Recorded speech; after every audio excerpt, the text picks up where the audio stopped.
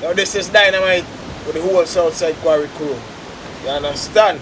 Whole team in all the place. Ain't nobody gonna stop us. Ain't nobody gonna make me change. So Dynamite, what did you do before us?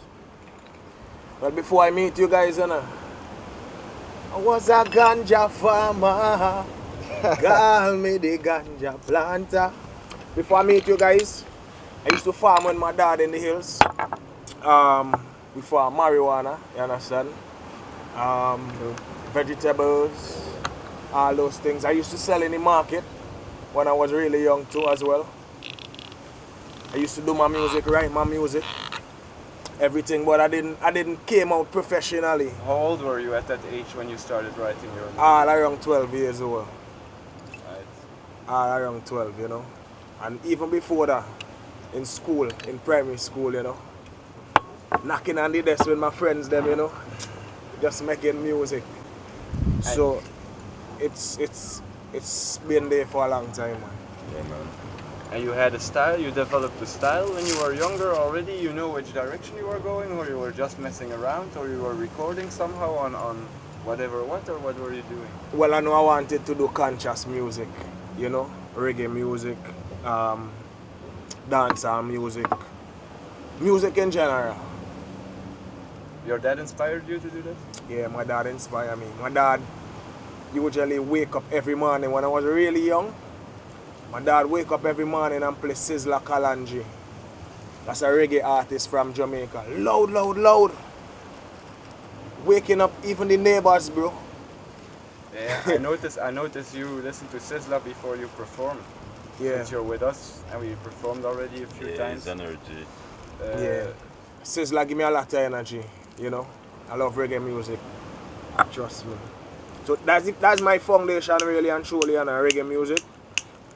That's my foundation. Because my dad played that music, man, for like years. Every morning, yo, that man loves Sizzla, bro.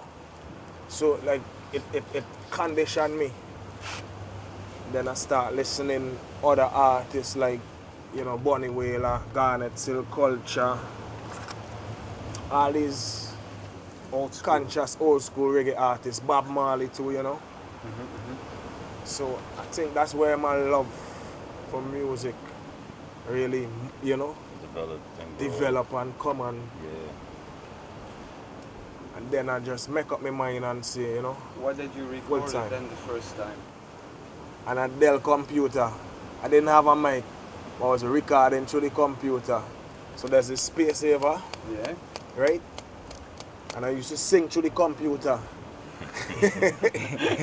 You know? But it was the passion, you know. I really love music, and you know, you had to start somewhere to get somewhere. You still have some of those recordings? I have everything. I have the whole computer. I would love still. to hear that. I'm gonna organize that. I'm gonna organize that so we could see that. I want to hear that too, man. I have the whole computer still. I even have a picture when I was in a cardboard box, recording in a cardboard box through my computer. I have pictures and other stuff. You know, so the journey has been there for a while, you know. I come a long way. And I'm still going, you know, non-stop. You know, sometime I might be walking and I get a nice feeling, and then I start singing, burst out with singing. And sometimes I just ask myself, where does that come from, you know what I mean? But I know what it is. It's my inner self, my inner being. Yeah. That's deep down. That's speaking to me. You know. Each and every one of us have that. Because I realize from the moment I start believing in myself and just doing things, I connect to it more, you know. Naturally. Yeah, it's right in front of your eyes, but you have to see it. Right in front them eyes. With them things we see and still them not see. Come on. 2017, bam. Dynamite first soca track. My first attempt to do a soca track. Remember I was doing reggae all the time. My first soca track became a hit, man. I didn't even plan to go to the studio, bro. I didn't plan to go to the studio. I went to pay a utility bill and a Rasta bridge in mine. Yafa too. Say, yo, Dynamite, you know, studio there over there. Went over there. Mark Cyrus, the producer for Brave, he was billing the beat. And I just start spitting. Yo, done burn a hard weed, innit? So I'm in the heavens. We want to hear it full because you made it 2 times interrupt. Trust me. Burn a hard weed, do the track. Left the studio, you know what I mean? Take a sip. And then the song was signed Sony Black Butter Records took a song and signed it. Yeah, but before that. Before that.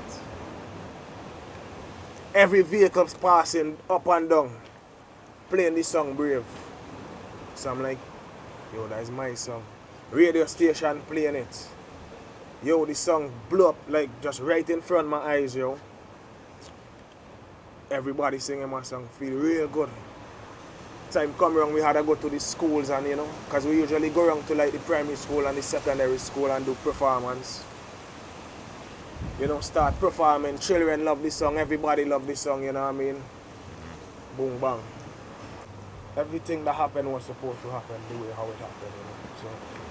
So, okay. I just give thanks for life and being here with you guys, you know. Respect. And we're lucky as well because at this moment La Soufrière in St. Vincent is erupting. Yeah. The volcano, it's in Sandro. You are well informed about La Soufrière, so tell me a little bit because I can't explain in what stage it is or I know it's gonna burst. It's code orange on the island of St. Vincent, and an effuse eruption is currently happening. The dome is heating up. A new dome has formed. It's erupting, but it's not explosive. But now it's heating up, so it's getting more dangerous because it could change from a effuse eruption to an explosive eruption. And the crazy thing about it, we just finished doing a music video. No, before that, even the crazy thing before that is I met you through that volcano. That's true. And we met each other with that volcano. The first project we do is on that volcano. True. And 1 week and later... now that volcano is erupting. 1 week or 2 weeks later. Crazy. Yeah. What a coincidence. So now we cannot even Crazy. go. But you remember when we was going up, the vehicle was overheating? Yeah. A Wrangler overheating. And we wasn't even going steep, it was just straight. We were driving, the vehicle heats up, we go out of the car, Obasi, My brand new phone just turned off. his phone turns off, stops working. All the sand at the top of the volcano was magnetic, but it's always magnetic, but much more. On my ring I had little particles of magnetic dust hanging. The drone was not doing its work well, but at least it did it. At the end it did it. We had footage. But even before that. all that volcano, it always attracted me. I went in the crater when I first came here, before I knew Joel, Dynamite. And before Sandro was here, I went in there and I felt a great energy there. And I was always drawn to that. Sandro came here and immediately I already talked to you about the phone, about that. Yeah, volcano immediately I want to stuff. go. I still want to go now. We were listening to we were listening all the time to Dynamite, his music. We didn't know Dynamite. Yeah, the first video I saw was from smoking from with Dynamite Jabato and, at the Abuza. old crater, I think, at Vermont, is it? Yeah, and that is filmed in the ancient crater in Vermont in the Bush Bar, which is a lovely place where you can stay. And that's where I went there also before I saw that video. So it's like I stepped in his footprints literally, without knowing it and being. So we were a fan of Dynamite, and I followed him on his Instagram page, and I saw him on the pictures. He goes also on the mountain, but I didn't saw him go in the crater. So I just said to him, "Yo, you ever went in that crater? Because it's amazing. You should go in." He responded to me, "Man, I went in that crater." I went in that crater before, and I tapped 3 other person. Because before that, I went in the crater. I carried a pan a steel pan Yeah. and some other stuff. I was helping some guys doing a music video. And I went down in the crater and everybody went down with me, you know. So crazy. And I posted that picture and you commented under that. And then, you know, you messaged me. I think you hit me on WhatsApp. He came here, we met, we start talking. We start talking about the label, everything went very natural. That Sandro, it was crazy. You just told us I'm coming Monday. And then Monday, bam, it happened. And immediately we saw, I think Dynamite saw that we were an asset, but we saw immediately also that he was a big asset for us here on the island. We can't deny that. And he was also he's also well studied. He's self-studied, you know. Everything what he did, he taught himself. So he knows the scene. He knows how it works. So he wanted a piece of action as well of the label. Passionate about music, you know, and it's also about the weed, about the movie. also about the weed, man. Yes. So yeah, that's how the journey began. And since Dynamite is from here, and we are all foreigners, and this is a big thing because Dynamite for us is not just an artist. He's already made. So for me, that he doesn't even know. I'm just saying no. There's pressure. You don't want to disappoint somebody like him because he made it so far. So you have to give him more than he already gave to himself, and he made it this far. So you have a certain pressure on yourself, and that's where the pressure came in. And we said we need a team. We need to be on point because we don't focus from the beginning. This will become big, and we won't manage it. So we got Obasi on the team. And Obasi, tell Obasi what you've been doing. You've been in the scene in Belgium, in the hip hop scene for how long? And I think for let's say about 4 years, me and Sandro. Sandro, his rap name is Slordig. We've been making music for 4 years, but he's been writing for a longer time, I think. Yeah, How long? I think 6, 7 years back in the I don't know how old. 8 years or something like that. So how old were you when you? What motivated you to start? Broke up with my ex-girlfriend. Really? Heartbroken. Yeah, and then Sad, man. yeah, when you are 15, yeah, you are. Oh, you were already. But I always listened to hip hop. Like when I was 7, 8 years old, my auntie she showed me Eminem and 50 Cent, and I was like, yeah. How old were you then? You were telling young you because when I 8, heard Eminem, I 8. was like 9. Yeah, I was 8, 7, Yeah. something like that. And I saw the posters on her wall in her room, and I was like, yeah, I want to be like him. I want to be like that. But then I always listened to hip hop music, and then, like I tell you, when I was sad, then I thought I wanna change my mind.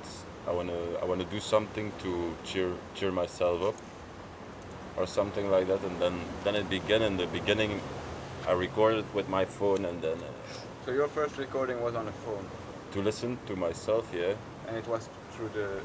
No, it was just my phone in front of me, the music playing, doing it, letting it hear it.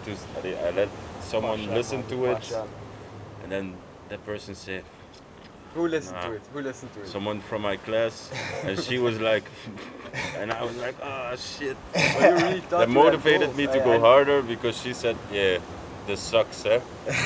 And then I was like, okay, I have to go harder, I have to grind harder. And then, like even in the class, when I got mad or something else, then I was just writing secretly in a book while the teacher was giving.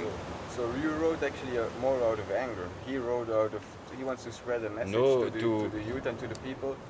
But to you were more sad or to to change express. my thoughts in the day because I didn't really like school, so but I had to be there because you have to go to school, they always say. So it was always a struggle in my head, like I don't want to do this because they don't teach me anything I want to learn, but at the same time you have to do it because the system is telling you to do I it. think to all do of it. us So we agree that it was a battle. the school was A struggle for all of us. And we Maybe not for you, even Joel. I don't know how your school went, we Well, went for to the me- same school, boys. All three of us. but we and never met. never met We each never other. saw each other on Never the saw Three of you each went to the same Yeah. school. We never met. The day he other left, than the that. day he left, I came in, and the day I left, he came in. Without It knowing was from funny each other. because I entered a new class and everybody was like, "Oh, one of our class buddies. class buddies. Yeah. You would like him." And I was Yeah. like, "Yeah, how can you know if I would like him or not?"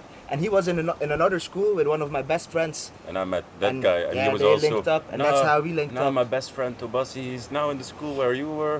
You would love that guy, and we never saw each other till like 3 years after or 2 years after at the festival. I think the first time. Yeah, and then we just met each other. We weren't really close. No. We just met each other. But there was one point that I broke my ankle, and I needed to be in my house for 6 months because I couldn't walk. So I was bored. So I start writing, and I know he wrote a lot. So I let him hear my text, and he was like, "Yeah, it's good. You want to write together." And another friend was also like, "Oh yeah, it's hard. I wanna do something together." And then Suddenly, two of every us and- evening and, we were some friends of us, freestyling we were till just freestyling 5 and a.m. and then we walk home because there are no buses. Yeah. In the How many cold, people were he in has that? to go to his job. How many people were involved then? In the beginning, we were with like 7 friends because it was really a group of friends. And you and had a name for the group? yeah, or- Snelstoppers. Snelstoppers. Everyone is We still in contact though. Yeah, we they still And a I keep part that of the unity, group, you know? but we don't. If we perform now, we would perform with 4. But still now it's difficult with the COVID thing because no one can. And we're here and they're in Belgium. But so now we are 4 directors of Southside Quarry. We started our own label because we think we have all the assets, we have all the connections. We're making the documentary. We have Dynamite. Brilliant. Great, we have everything. We have Sandro who sings but was more in the producing direction now also. Yeah, but I still do both. I rap and I produce these. Okay. Obasi, Father Obasi, Pater Obasi. Patro Bassa, bra bra. Tell us what are you doing in the Caribbean, man? Smoking some good weed. Yeah, true. But yeah, I'm mainly focusing on my writing. I'm just focusing on producing an album. I want Sandro to produce all my beats, or most of them, and on most of my tracks he will also be featuring on the track because I like his style. I like to perform with him. We performed a lot together back in the day, so yeah. We're also closely involved behind the scenes with Dynamite now, with the new single that we filmed on La Souffriere that is erupting now. Yeah, I was there. I was there the whole shooting day. I carried a lot of water and stuff, so Dynamite didn't have to worry about that. Yeah, man, true. Not only that, man. Not only that. Respect. Dynamite is also one of the main reasons I came to St. Vincent Yeah. because I had a job in Belgium, I had a house, I had a life in Belgium. At one time Sandro just called me. He said, "Yeah, You have to come." We linked up with Dynamite. He's a real good performer. We're gonna sign him. We're gonna sign him. We really need to do everything what we can in our power to make him great or greater because he's already great." So I just packed my things. I called to a friend of mine. I just told him, "Can you rent my house?" He said, "Yeah, no problem." It was perfect. I just packed my stuff. And you know I the came thing is here. too, I left my 9 to 5 job, everything for this. You left your 9 to 5 job, you're doing it full time. Mhm. Full time Sandro, August, full time. You know, so everybody on the same mission. And that is not the only thing. Obasi came here. And we have we have 2 volunteers in the team, and I think we should give them the credits because the Live My Dreams, the new single, the video that we also made for it, it could have been possible. True. The music itself, but the video could have never been done without Tom Gunst and Laila Goya. Some guns. So, He's always so, behind the camera, so we have to drag him. You need to come, man. Because where you bastard. Tom does work hard, I could tell you that. You know, from Belgium to Toronto, from Toronto to St. Vincent and the Grenadines. You know, St. Vincent and the Grenadines. place where me from. Tom, yes, I for job. Alright, that's an issue. Actually, just the commitment, you know, is like everyone is like a puzzle fit in place and all of us just working together naturally, you know. It's a blessing. Give thanks. Give thanks Respect. for the whole team. Ain't nobody gonna stop us. Ain't nobody gonna make me change. Ain't nobody gonna make me change my mind. Ready or not, here I come. You can't hide. Gonna smoke weed and get so high now. Yeah, Rasta man, na me ya wanna split and drink me energy. Every day me eat me fruits and say give me energy. Yo, pass it. Drop something for them to It's see. too much. Hey, Them for the guy on the table because it boy for rain, you see. Yo, Sancho, take it up, take it up, take it up, take it up, fast. Take it, leave it.